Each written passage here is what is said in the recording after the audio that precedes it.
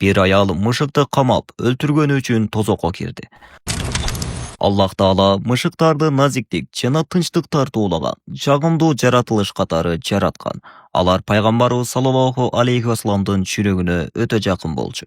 Ошондуктан Аллахтын элчиси саллаллаху алейхи вассалам мышык ичкен сууну да даарат алуу үчүн колдонгон. Бул алардын тазалыгынын белгиси катары эсептелген. Жада калса, пайгамбарыбыз саллаллаху алейхи вассаламдын сүйүктүү мышыгы болгон. Анын аты Муиза эле. Пайгамбарыбыз саллаллаху алейхи вассалам бир жолу мындай деген: Bir ayal мышыкты камап, өлтүргөнү үчүн тозокко кирди. Ал мышыкты тамактандырган да жок.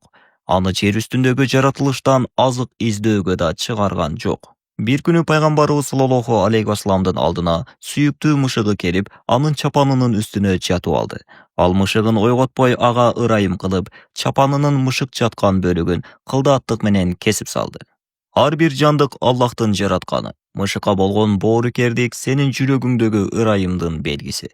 Мээрим кыл, анткени пайгамбарыбыз саллаллаху алейхи вассалам мээримдүү болууга чакырган. Эми болсо